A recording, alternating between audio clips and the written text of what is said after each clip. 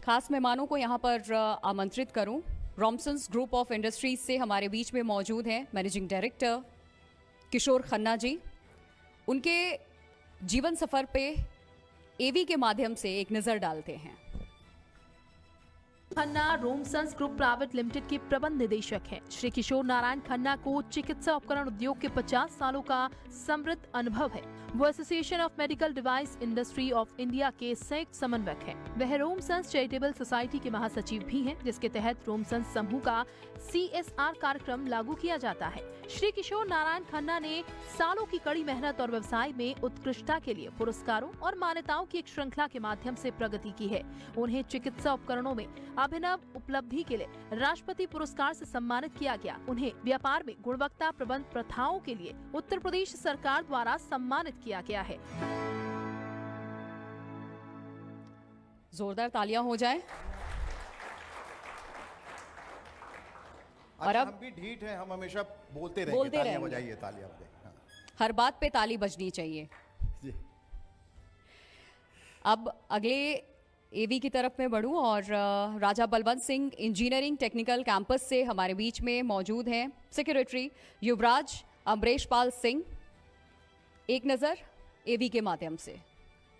देश के सेक्रेटरी युवराज अमृतपाल सिंह मशहूर समाज सेवक और राष्ट्र समर्पित शख्सियत हैं। युवराज अमृतपाल सिंह आवागढ़ स्टेट के राजा अनिरुद्धपाल सिंह के पुत्र हैं। ये परिवार आजादी की लड़ाई में अपने योगदान के लिए जाना जाता है। युवराज अमृतपाल की विरासत उस समय की साक्षी है जब उनके परिवार ने नोबेल पुरस्कार विजेता रविन्द्रनाथ टैगोर की अगुवाई में स्थापित किए गए शांति निकेतन में अपना अमूल्य योगदान दिया। राजा बलवंत सिंह का सपना था कि भारत के लोग शिक्षित बने और आगे बढ़े, और इसीलिए उन्होंने 100 एकड़ जमीन और लगभग 10 लाख रुपए दान किए। आज RBS ग्रुप के सभी वेंचर्स कामयाबी और प्रतिष्ठा का पर्याय बन चुके हैं। मिस्टर किशोर खन्ना और युवराज अमरेश पाल सिंह से रिक्वेस्ट है कि आप मंच पे आएं और इस सेशन को आगे बढ़ाएंगे शेखर सुमन। तालियां तो बजाएं, आ रहे हैं लोग।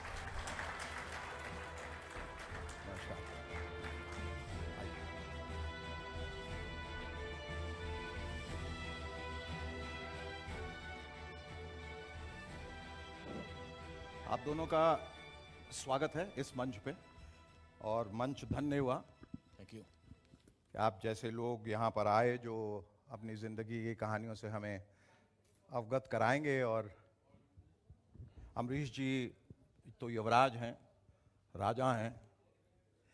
ये हम लोग कहानियाँ पढ़ा करते थे बचपन में राजा रानियों की, और हमें लगता था हम कितने आम इंसान हैं, हमें तो पैदा ही नहीं होना चाहिए था। छोटे छोटे घरों में रहते हैं, 3 टियर में घूमते हैं, टूटी बसों में जाते हैं, और राजा महाराजा जो किले में रहते हैं, मंत्री महामंत्री सिपाही रानी पटरानी, जाने क्या क्या कहानियाँ चंदा मामा में भी पढ़ते थे हम लोग। तो बड़े प्रभावित हुआ करते थे। ज़रा आज हमें राजा रानी की कहानियाँ ज़रा कोई एक अच्छी कहानी सुनाए, ज़रा एक झांकी हम भी सुनना चाहते हैं उनके जीवन के बारे में। क्या कौन होते हैं ये राजा? मैंने तो वो अब तो ये एक शेर बड़ा मुकम्मल शेर है, और मैंने सुना कि उस शख्स के पहले जो यहाँ तख्त नशी था उसे भी खुदा होने का इतना ही यकीन था। तो ये लोग आम आदमी से कितने परे होते हैं, इनमें क्या खुदाई है जो हम लोगों में नहीं है? ये राजा कैसे बनते हैं और उनमें क्या एक ऐसी शक्ति है जो आम इंसान में नहीं है? नमस्कार शेखर जी। नमस्कार। आप सब लोगों को बहुत बहुत नमस्कार। मैंने कभी अपने आप को कोई अलग फील नहीं किया है कभी, बट अभी आपने पूछा राजा के बारे में जी, तो जो टाइटल है उसके बारे में आपको मैं कुछ बता सकता हूँ। जी जी। अलग तो हम नहीं हैं, मेरे भी 2 हाथ पाँव हैं, सबके यहाँ हैं, 2 आँखें हैं, जैसा भी आपने कहा, 1 नाक है, ऑल दैट। बट हमको जो टाइटल मिला था ऑफ राजा, वो हमको मिला था from the Maharana of Udaipur ji, not from the British empire. अच्छा जी। और उसका मतलब था, राजा का मतलब था हिंदू पथ ऑफ हिंदूज। अच्छा, हिंदू पथ ऑफ हिंदूज। और उसका सनद भी आज भी हमारे पास, आज हमारे घर में उपस्थित है। और राजा ने हमेशा, हमारे परिवार ने हमेशा इस क्षेत्र में हमेशा अपने लोगों की, अपने समाज की सेवा की है और छत्रछाया दी है। जी जी। ये अभी आप सबके सामने, क्योंकि आप सब ज़्यादातर आगरा के रहने वाले हैं, इसका एक एग्जाम्पल जो हमारा महाविद्यालय यहाँ स्थापित हुआ है जी, वो उसका एक लाइव एग्जाम्पल है। आरबीएस। जी जी जी। सो 1885 से 1885 जी मेरे ग्रेट ग्रैंडफादर राजा बलवंत सिंह जी ने जो योगदान दिया इन दैट टाइम जी फॉर एजुकेशन, उनने सिर्फ एक बीज बोया था उस समय, और जो आज के दिन में सबसे बड़ा वृक्ष वृक्ष इस पूरे क्षेत्र में नहीं, but it's the biggest college, land holding college in south east Asia. बहुत खूब, बहुत खूब, तालियां।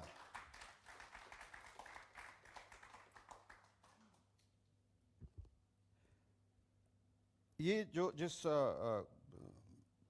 कॉलेज की बात कर रहे थे आरबीएस, इसके बारे में जरा हमें बताएं।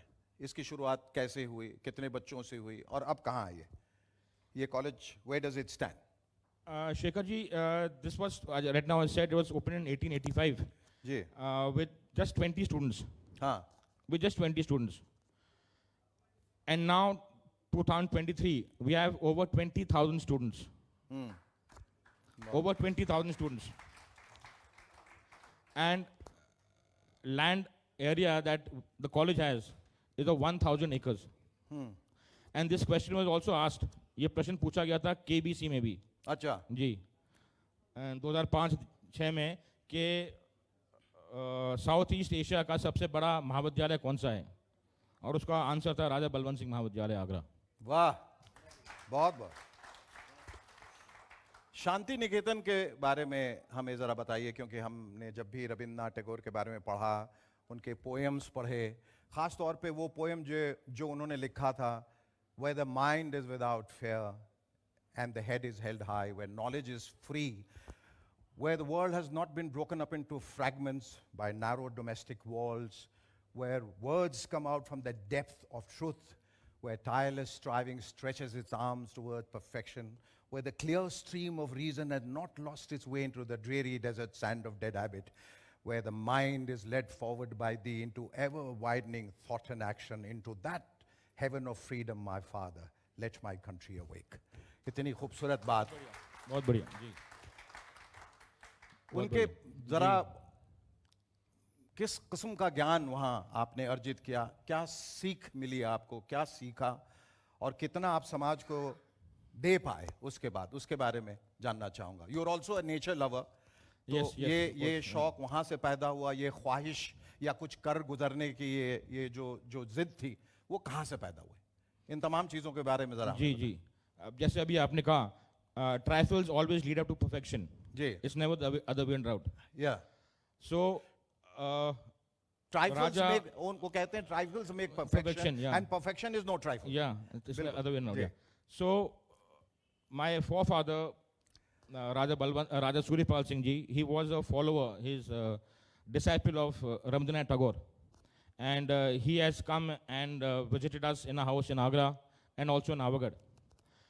He was a big follower of Rabindranath ji, who was the entire world knows him. Ji. The entire world knows him. जी He was so taken aback by him that in that time, I would say 1930s, जी our family gave a very big financial aid, अच्छा, ji, in making of the Shanti Niketan Vishwavidyalaya, which is today in क्या West बात, Bengal. वाह वाह, जी. बहुत खूब। And we belong from the Avagadh house. Our state is called Avagadh. And today, where the Vice Chancellor of the university stays, that is called Avagadh house. बहुत खूब। और जैसा कि आप लोगों को पता होगा, नहीं पता होगा तो बता दें कि Rabindranath Tagore ji was the first Indian to be a Nobel laureate. तो उनके लिए तालियां बजाएं, जिसको अक्सर हिंदुस्तानी नोबेल को नोबल कहते हैं, लेकिन चलिए that's also a noble thought. ये जो नेचर के प्रति जो आपका लगाव है, प्यार है, ये कहाँ से पैदा हुआ, क्यों पैदा हुआ, और इस दिशा में आप क्या क्या कर रहे हैं? Shekhar ji, I was born in Nainital. मेरा जन्म जो है वो नैनीताल में हुआ है. Lucky you. Thank you. And studied in school called Sherwood college. Sherwood में थे आप? जी जी. Which is amongst nature. It's in between ji. nature. बिल्कुल. So from my childhood, I've been there, and I've always lived around trees, and I always prefer the flora and fauna of the vegetation of the nature. So when I've come here and we have enough land, so what I do is to make maximum use of land. Ji. I grow trees. So this is the time. अभी हमारा कुछ दिन पहले was the environmental day, Yeah. a few days back. So we every year to an average we do 1,000 trees a year. We try and plant ji. because this area where our college is located is in the center of Agra, which are also called the lungs of Agra, the RBS college, because of the campuses and all the vegetation around that.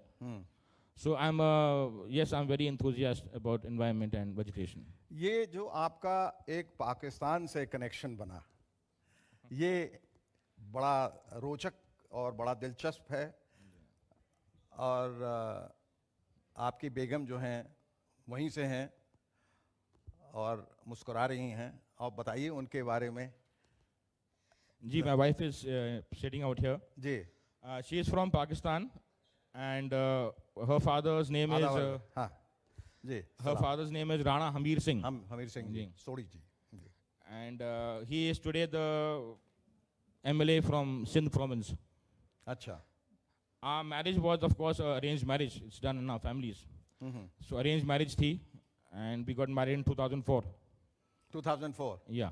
तो कहीं कोई opposition, कहीं कोई इस तरह के विवाद ना हो जाए, इस तरह का कोई आवाज़ उठाने की कोशिश की कि राजा जी आप क्या कर रहे हैं? क्योंकि जो हमारा रवैया है पाकिस्तान के प्रति और ख़ास तौर पे हिंदुस्तान का जो है बड़ा जिंगोइस्टिक एक रहता है, जो कि इसकी ज़रूरत नहीं है. क्योंकि पाकिस्तान हिंदुस्तान का ही हिस्सा रहा है, हम सब एक ही रहे हैं, हमारा दिल एक है.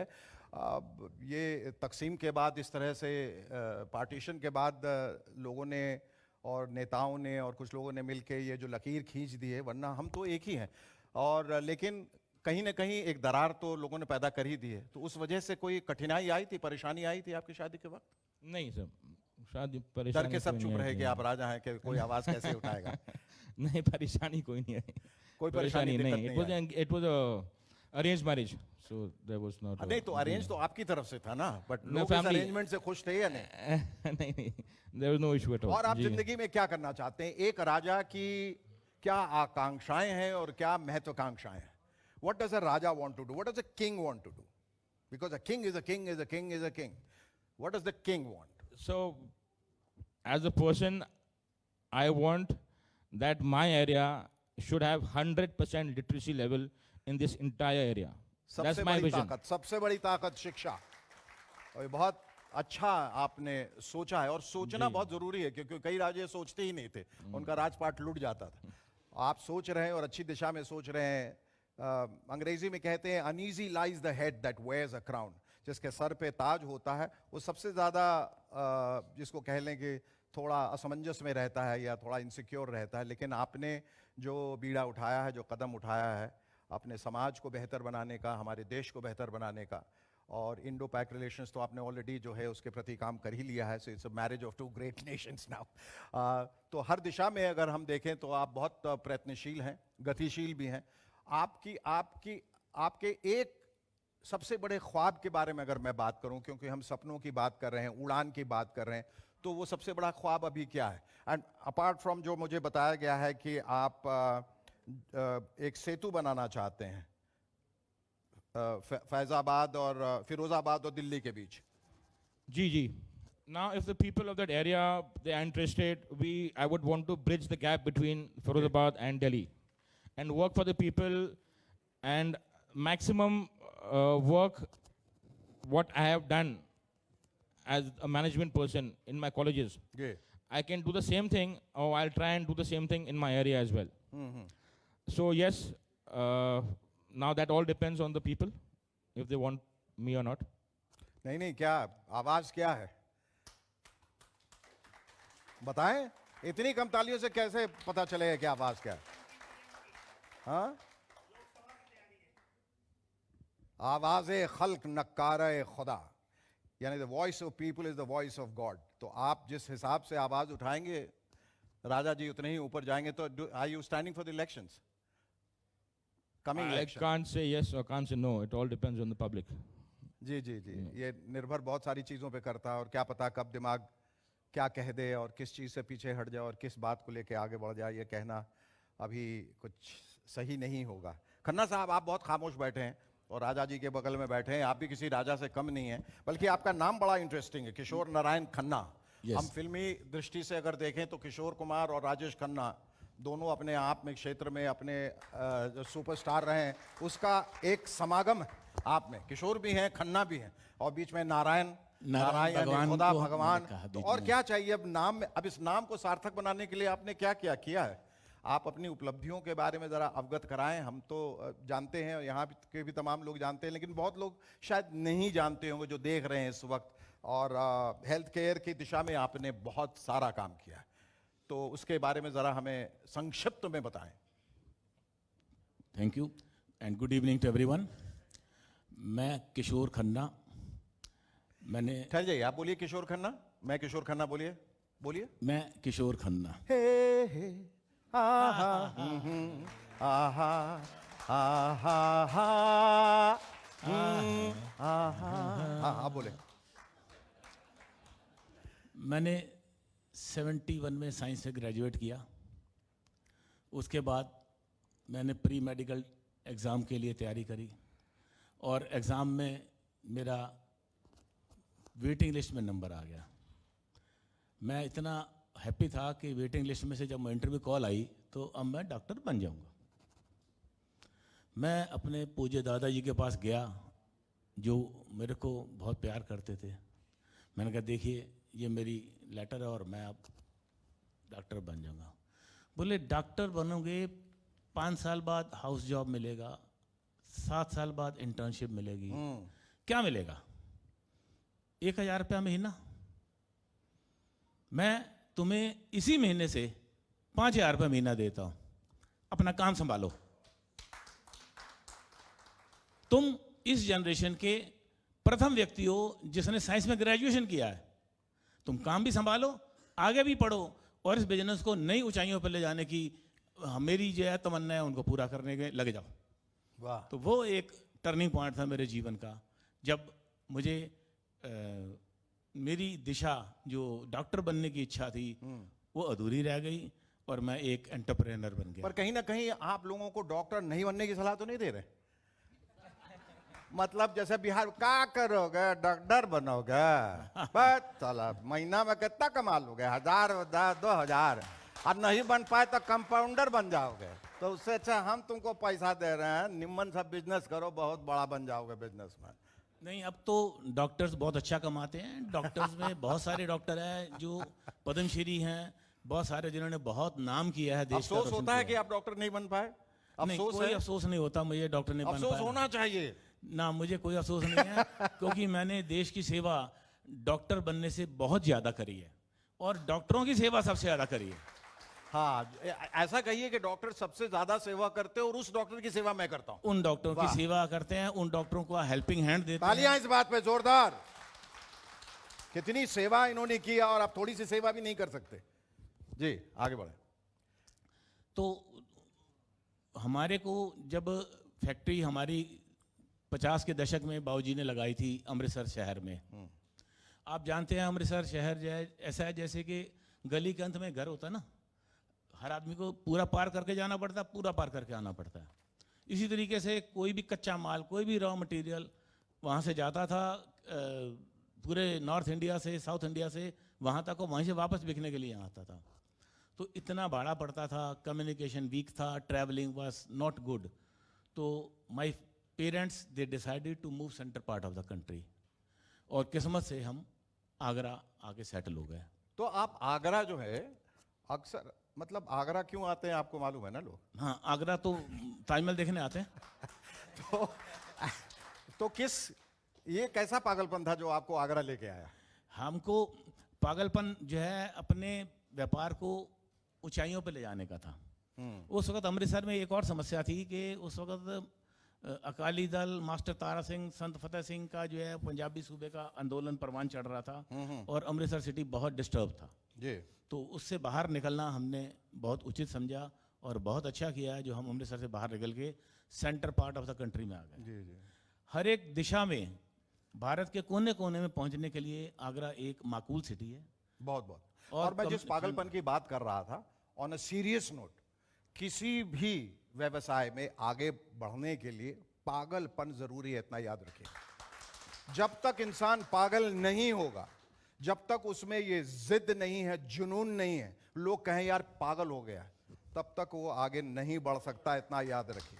तो वो पागलपन बहुत जरूरी है। हालांकि देखिए, इस पर लतीफे बहुत ऐसे तो बनते रहते हैं, लेकिन मेरा जो है हृदय से मैं उन लोगों के बारे में अच्छा सोचता हूँ जो पागल खाने में भी है। पागल खाने में एक हमें बचपन में सुनाया था कि आगरा के बारे में, कि अवागढ़ के राजा जो हैं वहाँ गए और वो घूम रहे थे, तो एक पागल था, वो देख रहा था, तो बोले तुमको झुक के सलाम करो, ये राजा साहब हैं। तो उन्होंने देखा उसकी तरफ, पागल ने कहा हाँ मैं भी जब यहाँ आया था राजा ही था। तो बहरहाल ये तो एक हंसी मजाक की बात हो गई, लेकिन जिस पागलपन की बात कर रहा था, that madness, that frenzy is so important. हम लोग भी जब फिल्मों में काम करते हैं, जब तक पागलों जैसा अभिनय न करें, जब तक वो पागलपन न हो, जब तक उसके अंदर पूरी तरीके से घुस न जाए कि दुनियादारी, दुनिया, लोग सब भूल न जाएं, तब तक वो हासिल नहीं होता जिसको लेकर हम आगे निकले। इसलिए आपका ये पागलपन मुझे बहुत अच्छा लगा कि वो पागलपन आपको यहां तक लेके आया, और वो पागलपन अभी तक जारी है, क्योंकि जिस दिन वो पागलपन खत्म launching pad, that was not the end, that was not the target, that was the launching pad. और उसके बाद हमारी जर्नी कंटिन्यूस चलती रही। मेरे पिताजी ने बहुत मेहनत करी और उसके बाद जो है जब 1971 में मेरे कमान मेरे हाथ में आई, उस वक्त हमारी कंपनी का टर्नओवर जो है 1 करोड़ रुपया था। अच्छा। और मैं ये पूछना चाहूंगा अब क्या है? अब अभी बता देते हैं, अब 1200 करोड़ है। 1200 करोड़। 1 करोड़ से आपने उसके आगे 2 और 2 और शून्य लगा दिए, 1200 करोड़। और हमारी कंपनी के उत्पाद जो हैं, किसी भी हॉस्पिटल में, कोई भी हॉस्पिटल ऐसा नहीं है जहां हमारे रॉमसन्स के उत्पाद यूज ना होते हों। कोई भी क्लिनिकल, सर्जिकल, नर्सिंग होम, कोई भी केमिस्ट शॉप पूरे हिंदुस्तान में ऐसी नहीं होगी जहां रॉमसन्स का माल मिलता ना हो। और रॉमसन्स के उत्पाद जो हैं पूरे वर्ल्ड में 80 कंट्रीज में एक्सपोर्ट किए जाते हैं। वाह। 80 कंट्रीज में। अब एक बात बताइए, जो लोग हेल्थ केयर डिपार्टमेंट में हैं, मतलब हेल्थ केयर में है, बिजनेस में है, जो फार्मा में है, वो कहीं ना कहीं बीमारियों पे या महामारी पे आश्रित होते हैं क्या? ऐसा तो नहीं होता कभी सुबह उठ के भगवान से बोले कि भगवान कोई ऐसी महामारी फैला दो जिससे कि मतलब सामान मेरा बहुत बिके?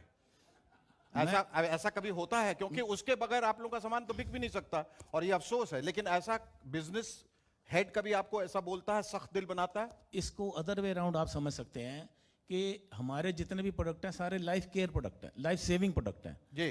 प्रत्येक प्रोडक्ट को जब डॉक्टर यूज करता है ना किसी पेशेंट की जान बचती है। बीमारी पे किसी का जोर नहीं है, ये आनी है। मैं आपको नहीं, जैसे ये कोविड आया, मैं आपको इसी का एग्जांपल देता हूँ। जी।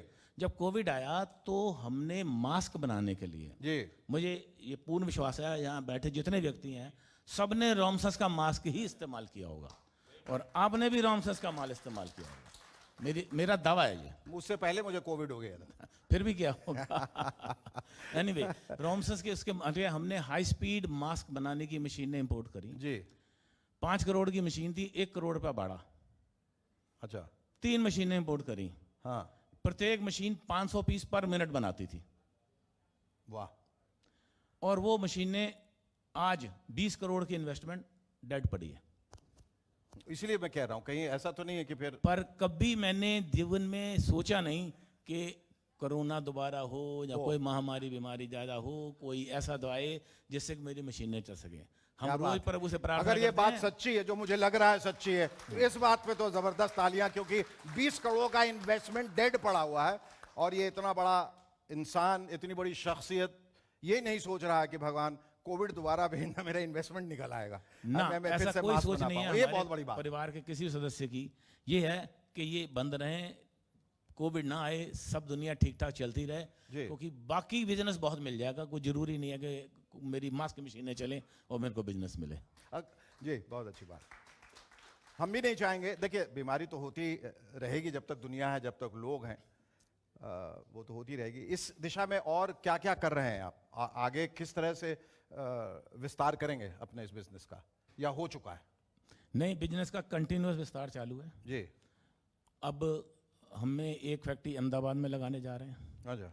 2 फैक्ट्री यहाँ पर नोएडा में जो जेवर एयरपोर्ट बन रहा है उसके पास जेड्डा में है, मेडिकल डिवाइस पार्क में हमको लैंड मिली है, उसमें फैक्ट्री लगाने जा रहे हैं। जी। और आने वाले समय में मेरा जो सपना है कि संसार के 5 कॉन्टिनेंट में एक एक फैक्ट्री रॉमसन्स की। क्या बात, बहुत खूब। एक तो बिहार में भी खोलिए, वहां कोई अइबे नहीं करता है, काहे कतराते हैं आप लोग?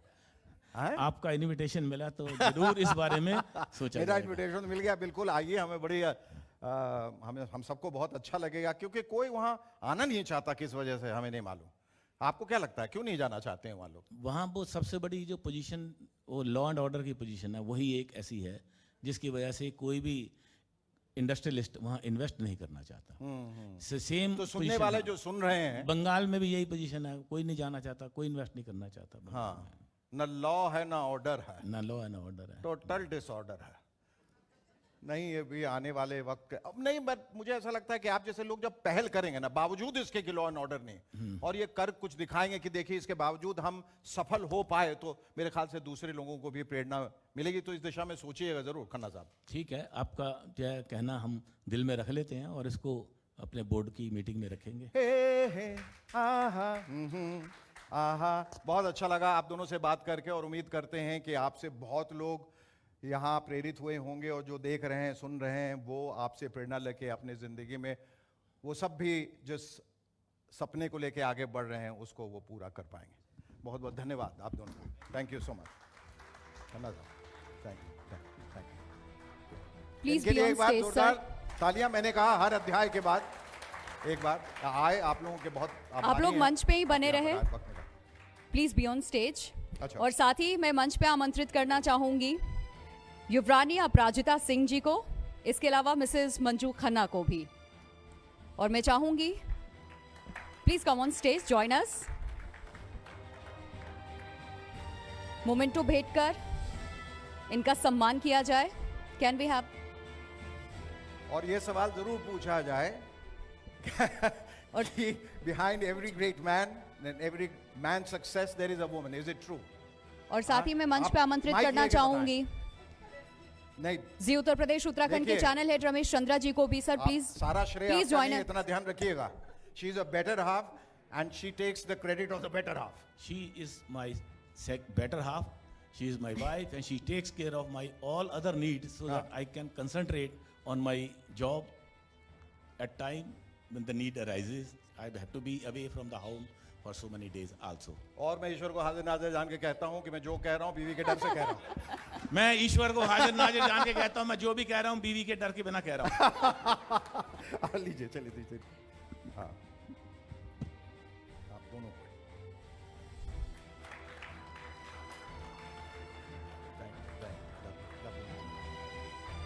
ऐसे फुस पटाखा आप लोग कैसे लोग हैं भाई, बोल बोल के थक गए हैं। ऐसे बजाया जाता है, ऐसे जरा आवाज गूंजनी चाहिए। चलिए, थैंक यू।